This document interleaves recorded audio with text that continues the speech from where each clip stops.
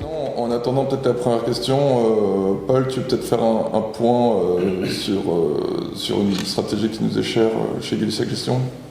Bien sûr, oui. Alors je vais peut-être déjà rebondir sur le partage des ESN. Ouais. Depuis quelques mois maintenant, depuis le début de l'été, on va dire, on a le fonds qui est quand même impacté fortement par une sous-performance en fait du secteur des ESN. Alors ça a commencé en début d'année, nous on l'avait vu sur les pays nordiques, notamment en Finlande, où on a eu quelques warnings. Malheureusement, on n'avait pas assez allégé. On observe sur le secteur aujourd'hui plutôt un ralentissement de la demande en fait, qui est corroboré en fait avec des effectifs qui sont au plus haut, ce qui fait que ce maigre ralentissement de la demande en fait a causé des chutes des taux d'utilisation et des chutes de marge assez légères pour le moment par rapport à des marges qui étaient déjà à un point haut. La deuxième problématique, c'est que les ESN, c'est des valeurs qui sont surdétenues. Nous, vous savez, chez Gay-Lussac, on a une poche qui est en général entre 20 et 30% sur le secteur IT en général, mais une grosse exposition aux ESN. C'est le cas aussi de beaucoup d'autres gérants small, ce qui fait que le moindre petit choc en fait, a entraîné une nette baisse en fait, des valeurs avec des gérants qui se sont allégés. Ce qui a été le cas en France, comme on l'a vu sur certaines valeurs comme OBN, Rhône ou Infotel, que vous savez, on apprécie beaucoup, mais aussi dans les pays nordiques, là où la situation est peut-être un petit peu plus compliquée au niveau de la macro, mais le phénomène a été globalement le même. Aujourd'hui, la problématique qu'on voit, c'est qu'on a tout un secteur qui est boudé, avec beaucoup de questionnements sur le potentiel de croissance sur 2024 et 2025. On a eu 2 années post-Covid qui ont été exceptionnelles, portées par toute l'euphorie et la vague de digitalisation. Aujourd'hui, si vous avez une demande qui ralentit, comment est-ce que vous gérez vos effectifs? Est-ce que potentiellement vous coupez ou vous arrêtez de recruter pour protéger vos marges, quitte à sacrifier la croissance des 2 années prochaines? Ou est-ce que vous pensez que c'est épisodique et vous continuez à recruter pour préparer la croissance de l'année prochaine? Aujourd'hui, il y a pas mal d'incertitudes sur ce niveau-là. Nous, ce qu'on voit, c'est que le marché jette quand même le bébé avec l'eau du bain pour la plupart des valeurs.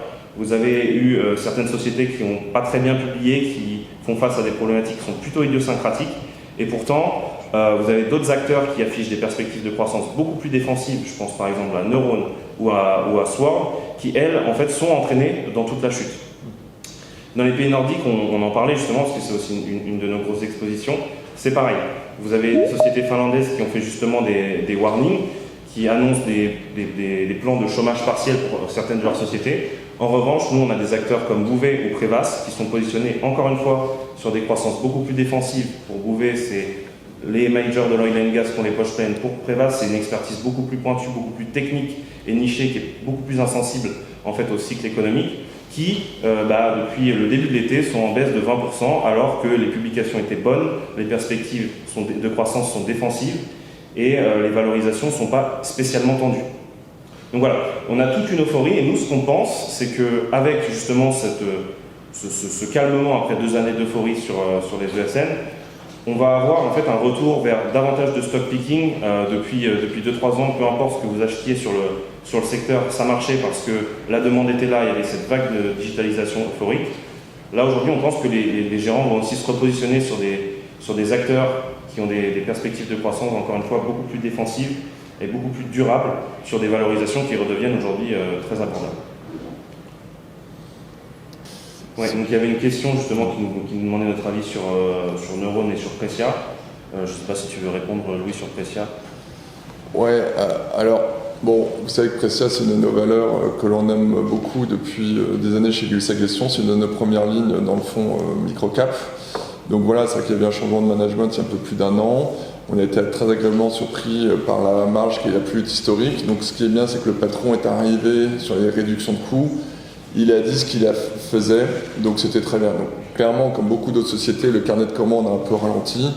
Donc voilà, c'est une société extrêmement bien gérée, qui a une grande visibilité, ce qui a plus de 50% du chiffre d'affaires, c'est récurrent dans le service. Donc voilà, non, c'est une société qu'on aime bien, mais je pense que ce qui est important pour que vous compreniez, c'est qu'aujourd'hui, comme disait Thibaut, voilà, le secteur des ESN a été entraîné. Je pense que c'est peut-être Paul, toi qui fera un point peut-être sur l'Italie. Aussi, vous savez, vous avez vu l'Italie, la dette est montée, la dette entre le Bund et le BTP, donc qui est la dette italienne, était supérieure à 200 points de base. Donc, ça nous rappelle un peu les années 2012-2014, quand tout le monde parlait de Grexit ou Italixit. Donc voilà, donc c'est vrai que les valeurs italiennes ont été toutes massacrées. Donc c'est vrai, peut-être que tu veux faire un petit point dessus, quoi. Bien sûr, alors pour remettre les choses dans leur contexte, l'Italie aujourd'hui c'est 15% de microcap et environ 28-30% de microcap Europe. Donc pour faire suite à ce que Louis a dit et pour remettre les pendules à l'heure, aujourd'hui les fonds Gay-Lussac Gestion sont vraiment pas exposés, insensibles à ce phénomène de dette sur les small caps. Donc pour entrer plus en détail, et en ne retraitant pas des sociétés dont le business model est lié à la dette, aujourd'hui Microcap Europe c'est 5% de gearing, donc ce qui veut dire que pour 1 euro de capitaux propres, nos sociétés n'ont que 5 centimes de dette, et à l'échelle de Microcap, le fonds est en moyenne en trésorerie nette. Donc on a vraiment une capacité à sélectionner des sociétés qui sont très faiblement endettées, qui ont une résilience opérationnelle, mais malgré ça, les sociétés, on l'a vu, les italiennes se sont faites fortement taper en raison de cette explosion du taux 10 ans italien en relatif du Bund allemand. Donc ce qui signifie les marchés sont quand même très liés à la macro, très drivés par la macroéconomie, et nous, on l'a constaté lors de ces périodes de publication semestrielle, porter beaucoup moins d'attention aux résultats des sociétés. Les sociétés qui ont bien publié ont été faiblement saluées, voire de manière assez neutre, et lorsqu'il y a eu la moindre petite déception, les titres ont été très fortement sanctionnés en bourse. Et on a plusieurs exemples de ce type. Par exemple, Digital Value, qui a fait état d'une belle publication, mais avec de gros contrats, ce qui implique des avances sur les stocks et des besoins de CAPEX. On est sur une société qui est en trésorerie nette. Forcément, en raison de cela, elle a dû accumuler un peu plus de dettes, ce qui a impliqué une dette nette positive sur le S1. Toutefois, en raison de ce business model et de cette capacité créatrice de trésorerie, la société devrait retrouver une position de trésorerie nette d'ici la fin de l'année. Comme l'a dit Thibaut, c'est l'exemple parfait d'une société où le marché vraiment jette le bébé avec l'eau du bain. Le constat est similaire pour Mar, une société qui est un peu plus endettée, autour de 1,5 fois net debt EBITDA, mais on est sur à peu près 40-45% de taux fixe, une maturité à 2026, et on est face à un énorme potentiel de reprise de la marge sur Mar, après un pic inflationniste en 2022. Donc on est vraiment face à des situations assez intéressantes, ubuesques même pour certaines, et ce qui nous permet, on trouve, de saisir des opportunités assez intéressantes face à ces creux de valorisation. Une chose qu'il ne faut pas non plus oublier, c'est que pendant quasiment 10 ans maintenant, le cash ne payait pas. Et comme l'a très bien dit Paul, dans la plupart de nos fonds, on est à des positions qui sont soit quasiment en trésorerie nette, soit en forte trésorerie nette. On parlait de Neuron juste avant. Vous regardez les résultats semestriels de Neuron, vous avez une croissance du résultat opérationnel de 6,7%, mais quand vous descendez au niveau de la bottom line du résultat net, vous êtes à plus 16,7%, parce que l'entreprise a sorti quasiment 2 millions de résultats financiers nets. Ça, c'est des situations qui ne sont pas anecdotiques. Alors aujourd'hui, on parle beaucoup des comptes de résultats qui sont coupés en deux par des sociétés qui délivrent bien sur leur opérationnel, mais qui se retrouvent avec un résultat net qui est très faible, impacté par des positions financières très, très endettées. Aujourd'hui, nous, dans les fonds, on a beaucoup de sociétés qui sont dans le cas contraire. Je pense à des sociétés comme Neuron qu'on a dit, Gevlo par exemple, Infotel ou même Exaom, qui sont des sociétés qui ont beaucoup de trésorerie nette et qui aujourd'hui peuvent le passer sur des DAT à 2-3 ans, sur des taux qui payent à 4,5. Ça va vous apporter une nette croissance de vos BPA sur cette année et sur l'année prochaine. Et pour nous, ce genre de société nécessite un premium de valorisation par rapport à l'environnement de taux zéro, parce que leur cash paye et leur cash vient délivrer des bénéfices nets additionnels. C'est vrai que comme, juste avant de continuer les réponses, c'est vrai qu'ils sont quand même beaucoup sur le stock picking. C'est vrai qu'avant d'entrer plus dans le stock picking, ce qu'on voulait vraiment dire, c'est que vous savez que nous, notre process de gestion ne bougera vraiment pas. C'est vrai qu'on avait, je pense tous, comme un peu tout le monde, n'avait pas anticipé le rebond fort des taux jusqu'à 4,80 aux US qui a entraîné toutes les classes d'actifs dans leur chute et spécialement les small caps et encore plus les valeurs endettées. Je pense que vous avez dû voir des valeurs comme SMCP, Maison du Monde qui ont quasiment perdu 30, 40, 50%. Pourquoi ? Parce qu'elles sont très endettées. Et ce qui est assez intéressant, c'est qu'on peut penser que le mal est fait sur pas mal de ces valeurs. Je vous donne un autre exemple, c'est que par exemple Maison du Monde qui finalement a fait son warning attendu, le titre ouvert à -3 et a terminé hier, donc c'était hier à +4. Un autre exemple ce matin, nous dans notre fonds flexible, on est rentré récemment, en tout cas sur une valeur quand même beaucoup, également dans notre fonds small cap qui est Rémi Cointreau. Voilà, Rémi Cointreau c'est moins de 20 fois le PE de l'année en cours ou de l'année prochaine, du PE forward, pardon. Pernod Ricard, qui a toujours été entre 25 et 26 fois le PE, aujourd'hui vous êtes à peine à 16 fois sur Pernod Ricard. Pourquoi? Parce que le trimestre qui arrive, on sait qu'il y avait des surstocks post-Covid et que par exemple la croissance en Chine et aux États-Unis, elle est négative. Et bien LVMH a confirmé, vous avez vu qu'il y a eu moins 14% de décroissance organique sur la partie spiritueux chez LVMH, et donc tous ces titres ont été largement anticipés. Comme par hasard, vous avez vu, donc Rémy Cointreau en sympathie ce matin ouvre à -7 et est revenu quasiment flat ce matin. Donc voilà, donc c'était pour vous dire que aujourd'hui le marché est quand même très momentum, il regarde que le PNL, et quand vous savez qu'il va y avoir un trimestre ou 2 trimestres qui vont être durs, vous êtes massacré. Il y avait une question sur les 2 ou 3 ratios financiers les plus importants pour déterminer la pertinence d'un potentiel investissement. On peut en citer un chacun, je pense.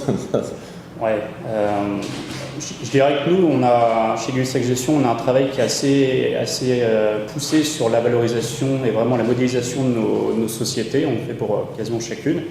Donc vous dire qu'on en a quelques-uns de préférence, oui, enfin on va vraiment porter attention à l'ensemble des critères. C'est vrai que pour ma part, j'aime beaucoup tout ce qui est lié sur la création de valeur, donc notamment au travers des ROCE, la croissance des free cash flow, également la cash conversion. Parce que c'est bien beau d'avoir des marges EBITDA importantes, mais ce qui compte, c'est quand même être en mesure de retrouver une part importante de ce résultat en free cash flow. Donc c'est vrai que la cash conversion, c'est quelque chose que je regarde de manière assez importante. Non, c'est vrai qu'avant, peut-être les ratios bilanciels sur lesquels on accordait, je ne dis pas qu'on ne les regardait pas, sur lesquels on accordait un petit peu moins d'importance quand les taux étaient bas, voire négatifs. Aujourd'hui, c'est qu'on vous a cité beaucoup de ratios financiers liés au bilan, liés à la soutenabilité de la dette et de la force des capitaux propres. Donc c'est qu'aujourd'hui, par exemple, un ratio de gearing fait tout à fait sens, ou juste un interest coverage, vous savez, c'est votre EBIT par rapport à vos dépenses d'intérêt, sont aujourd'hui des ratios qui reviennent sur le devant de la scène et qui sont vraiment fortement analysés dans ce contexte avec des taux qui sont très élevés. Après, ce qui est intéressant, c'est que ce qu'un peu dit Paul, c'est vrai qu'en fait, il n'y a pas de ratio magique, sinon on l'utiliserait tous et ça serait arbitré dans la seconde.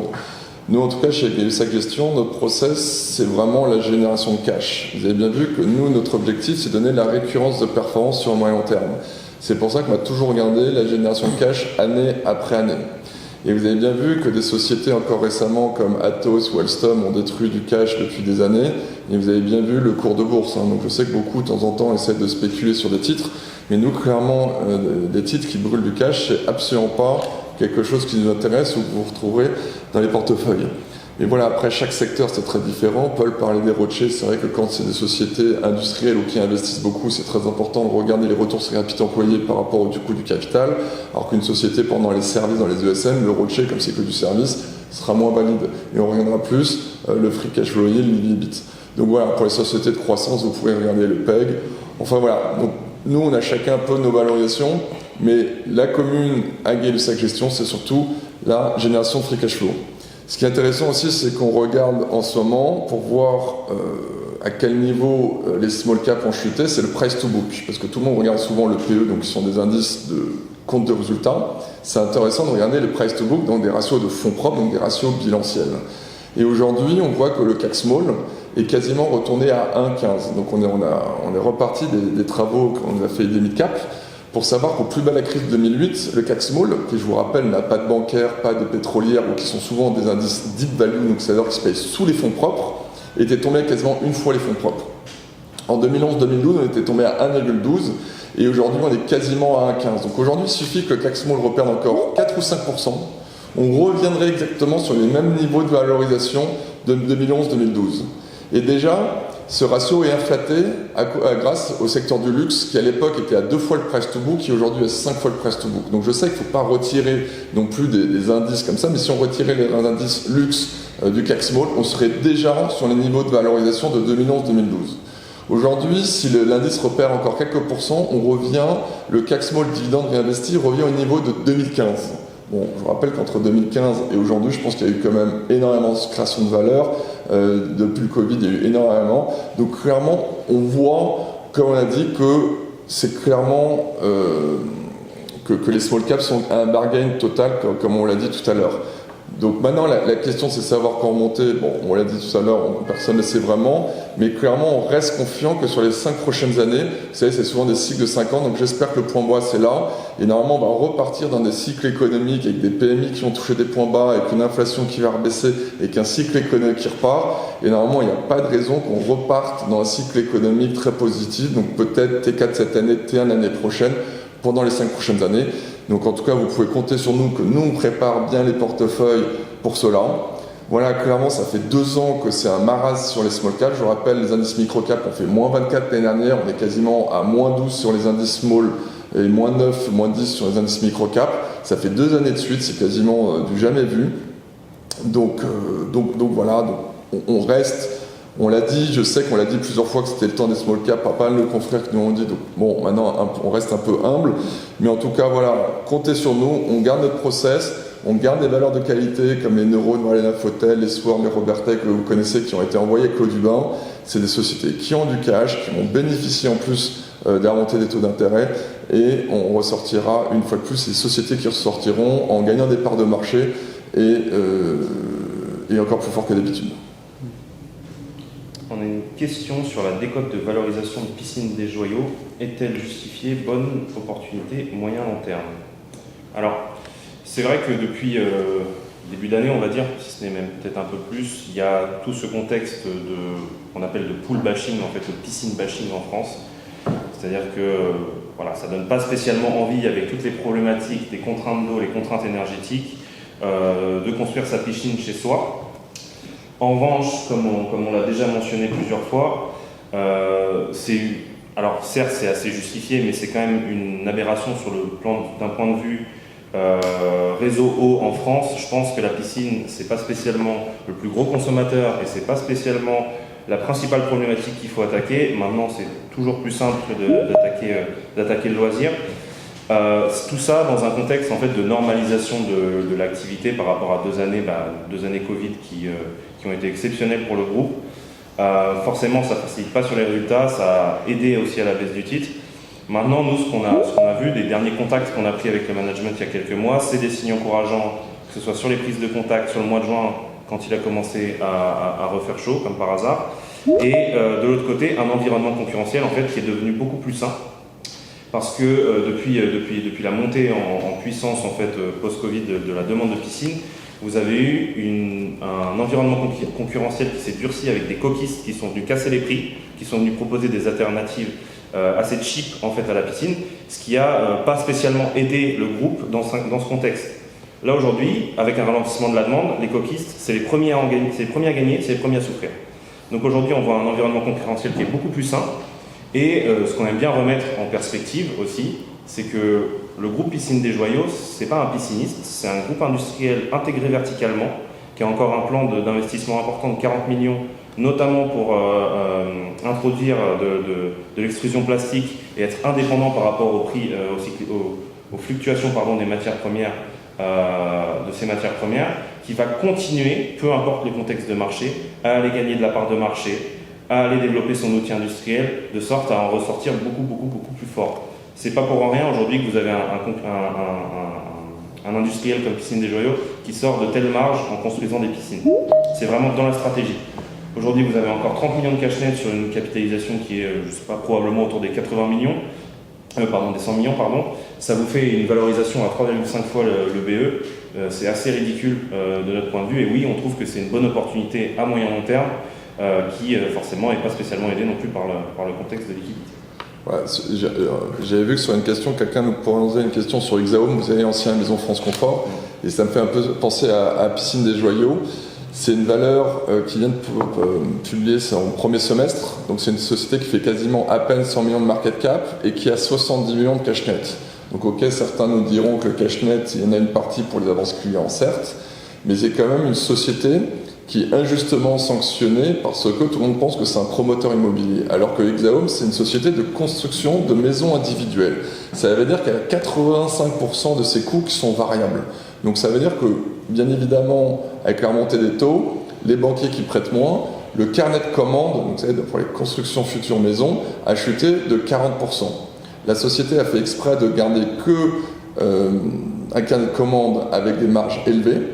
Et donc, elle a directement réduit donc, ses coûts fixes, qui sont assez faibles, de 15%. Et la société, donc, même si son chiffre d'affaires va baisser mécaniquement l'année prochaine, la marge devrait quasiment être maintenue.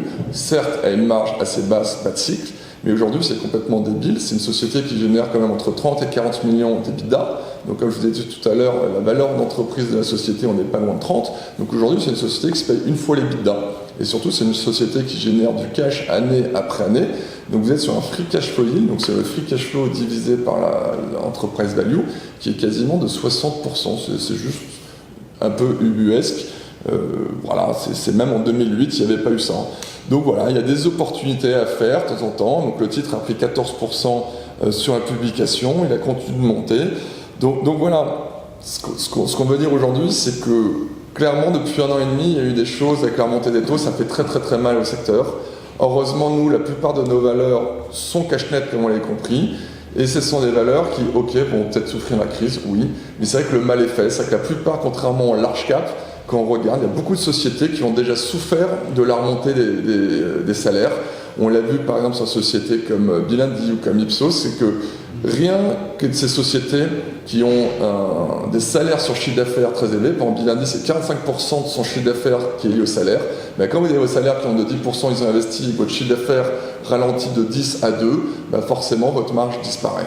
Donc voilà, donc c'est des sociétés dans lesquelles on a investi. Elles ont dit qu'elles allaient perdre 100 points de marge, 200 points de marge. Ça y est, c'est acté, c'est déjà fait, c'est en trou. Elles se repositionnent, elles ont du cash et elles vont pouvoir affronter 2014 sur un rebond.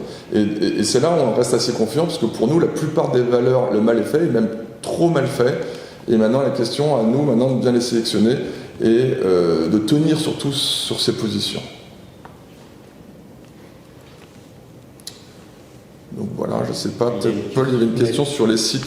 Tu veux parler peut-être d'Argan, Paul ?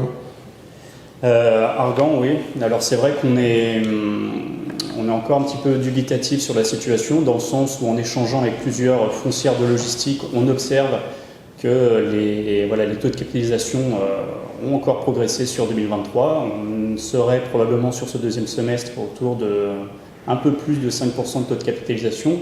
Donc on comprend la pression aujourd'hui sur la NAV de ces sociétés, l'ANR, pardon. On pense vraiment qu'on a fait le gros de la correction, mais c'est vrai de vous dire qu'aujourd'hui on voit un catalyste à court terme, ça on ne le fera pas. Donc on reste encore un petit peu en retrait de ces sociétés, on les observe avec beaucoup d'attention et on a remarqué ces derniers temps que la famille Leland, que ce soit Jean-Claude ou même l'ensemble de la famille, s'est montré assez dynamique quand même en termes de rachat d'actions, autour des niveaux de 66-70 euros par titre. Donc on observe ça de très près. Vous dire qu'on va y retourner tout de suite, c'est encore un petit peu prématuré, on pense, mais comme l'ensemble de la classe d'actifs, on trouve qu'aujourd'hui les niveaux de valorisation sont assez bas. Et je peux d'ailleurs, s'il faut, faire le lien avec la question qui suit, c'est si on voit des opportunités actuellement sur la classe d'actifs des small, la réponse est oui. 2022, c'est vrai qu'on a observé que c'était un peu une période de solde. Depuis août dernier et la baisse des marchés, on constate qu'il y a quand même une deuxième démarque sur ces soldes. Vous dire qu'on est aujourd'hui dans le creux, je suis incapable de le faire, mais on est clairement face à des points d'entrée très intéressants et nous ne sommes pas les seuls à les observer. De manière quotidienne, on voit de plus en plus de programmes de rachat d'actions, d'achat d'initiés de la part du management, d'OPA. On a par exemple Amadeus Fireux qui, il y a quelques temps, a lancé un programme de rachat d'actions sur 5% du capital. Pharma Nutrap a plutôt tard que ce matin encore annoncé le rachat d'un peu plus d'1 million d'actions. Et c'est un constat qui est similaire, par exemple, chez Sarantis, une société couverte par Thibault, avec une belle pépite du terroir grec. La famille a racheté pour 12 millions d'euros d'actions, donc sur une capitalisation boursière d'environ 500 millions d'euros, c'est quand même assez notable. En parallèle de ça, la société a annulé pour près de 3,8% de treasury shares. Donc on est vraiment sur des signaux intéressants. À côté de ça, on a beaucoup d'OPA, notamment en France, avec des sociétés comme par exemple Boiron et ESI Group qui ont bénéficié au fonds microcap. On a également eu PCS dernièrement, Uponor. On a eu Instem dans notre fonds Micromonde. Donc on est plusieurs acteurs, que ce soit les investisseurs, le management et même des fonds de PE, à constater une décote assez notable aujourd'hui sur les small cap, Et voilà, pour terminer sur ce propos, aujourd'hui le multiple moyen d'EBE sur le CAC Small c'est 5,9 fois. Et en parallèle, le multiple moyen de transaction sur le marché du private equity à la fin du S1 2023 était de 9,9 fois l'EBITDA. Donc on est vraiment sur des niveaux de décote assez drastiques. Alors on a une double question. La première partie c'est est-ce qu'on a déjà jeté un coup d'œil à Roche-Beaubois? Alors oui, on monitore Roche-Beaubois continuellement. C'est vrai qu'on a jeté un coup d'œil, on trouve la stratégie quand même assez pertinente dans le rachat de ces franchisés. Vous savez, ils opèrent deux réseaux, donc il y a le réseau en propre et le réseau de franchisés. La stratégie du groupe, c'est de réintégrer en fait la plupart des franchisés à des prix qui sont très attractifs parce qu'ils arrivent à racheter en fait ces franchisés par rapport à des patrons qui partent à la retraite. Normalement, pour acheter un franchisé, vous ne payerez pas ce genre de multiple. Aujourd'hui, ils rachètent à peu près 3 fois les l'EBITDA, je crois, quelque chose comme ça, leur franchisé, ce qui crée une valeur importante en fait au niveau du groupe. Maintenant, Roche-Beaubois reste de la consommation discrétionnaire, même s'il y a une image qui est très premium, ça reste de la consommation discrétionnaire, ça reste des volumes qui sont en baisse, malgré des hausses de prix qui ont été passées. Il y a un équilibre à trouver sur une valeur qui était tout en haut encore récemment. Le but, c'est un peu de trouver le point d'équilibre. Donc oui, on monitore par rapport au contexte et si on trouve que le point de valorisation est intéressant, peut-être qu'on rentrera au capital, mais ça, c'est une évaluation qui nous concerne. C'est vrai que la deuxième partie de la question sur l'utilisation de cash de Neurone, c'est un actionnaire de Neurone depuis plus de 15 ans. Je vous rappelle, Neurone, c'est 24 années de croissance organique positive, donc 100% d'années aussi de free cash flow positif. Nous, on est très contents que cette société ait beaucoup de cash, notamment quand les taux sont aussi élevés, comme a dit Thibaut, une croissance d'EBIT de 6% et de quasiment plus de 15%, je crois, sur le résultat net. Donc vous avez vu que l'utilisation du cash sert à quelque chose. Ce qui est intéressant, c'est qu'aujourd'hui, dans les ESN, dans beaucoup de secteurs, il y avait la concurrence toujours des private equity qui devaient faire des niveaux qui achetaient quasiment tout. Donc là, ça va peut-être un peu se calmer. La société Obey, qui a plus de 100 millions de cash net aussi, qui s'est fait massacrer, commence de nouveau à regarder les acquisitions, parce qu'avant c'était beaucoup trop cher, regardez pas. Donc clairement, je pense que le cash de Neurone, le cash de Obey, le cash d'autres sociétés va peut-être être utilisé maintenant un peu plus intelligemment. Et c'est vrai que de temps en temps, ça peut paraître frustrant, parce que par exemple, Neurone a été envoyé avec Claude Dubin sur le mois de septembre. Je pense que Neurone est en baisse de moins 9 ou moins 10% depuis le début de l'année, donc à peu près en ligne avec les indices small cap, alors que la société a juste publié magnifiquement bien, elle a plus de 70% de son chiffre d'affaires récurrent, et au contraire, absolument pas impacté par la hausse de taux, et au contraire, on bénéficie. Donc voilà. On pourrait en parler pendant longtemps, donc je vois qu'il n'y a pas forcément d'autres questions, donc on serait ravis d'en prendre plus. Mais vraiment, le plus important, nous, le message qu'on voulait vous dire ce matin, c'est que non seulement chez Gulsac Gestion, on reste droit dans nos bottes sur notre process de gestion, le vol, le bêta, momentum, donc qui a été impacté, c'est vrai que récemment, sur notre style, puisque c'était plutôt les valeurs value plus cycliques qui ont fortement tenu sur le troisième trimestre. Pourquoi ? Parce que l'économie était passée d'un soft landing à un no landing, donc forcément c'était les valeurs qu'on n'avait pas forcément dans notre style. On continue de penser que l'économie va ralentir aux États-Unis sur le quatrième trimestre, on peut dire la hausse du pétrole, la hausse des remboursements des prêts étudiants, etc., qui va continuer de baisser au 20. Et quand vous avez une économie comme ça qui ralentit et des taux réels qui rebaissent, notre stratégie qualité, on va dire longue duration, low vol marche bien, et on espère vraiment que dans ce contexte de marché, les small caps auront leur place et arrêteront d'être massacrés par les banquiers centraux, qui étaient très riches. Pourriez-vous revenir sur Epsilon Bet ? Donc, voilà. Donc, avant de conclure, on va laisser Thibaut parler d'Epsilon, qui est une de nos valeurs grecques chouchoutes. Outre tous ces phénomènes très macro qui tirent le marché depuis quasiment 2 ans maintenant. On a eu une problématique assez idiosyncratique sur une de nos valeurs grecques qu'on a initiée en juillet 2021, qui s'appelle EpsilonNet. Vous savez, c'est un éditeur de progiciels de gestion intégrée pour les PME grecques. Le groupe a reçu un peu plus tôt dans le mois une lettre de l'autorité des marchés financiers grecs liée à une erreur de traitement comptable sur les paiements en actions, donc c'est la norme IFRS 2. une lettre qui ressurgissait par rapport à la publication des résultats, enfin du rapport annuel des résultats 2022. Donc nous, on a forcément dans ce genre de situation, le marché réagit très vite et on a vu une forte chute du titre sur la journée qui a été jusque moins 25%. On a pris très rapidement contact avec le management pour s'assurer de 1 qu'il n'y avait pas de problématiques supplémentaires. Nous, on a aussi fait le travail de notre côté et que ça n'impacterait pas les relations qu'a la société avec ses clients.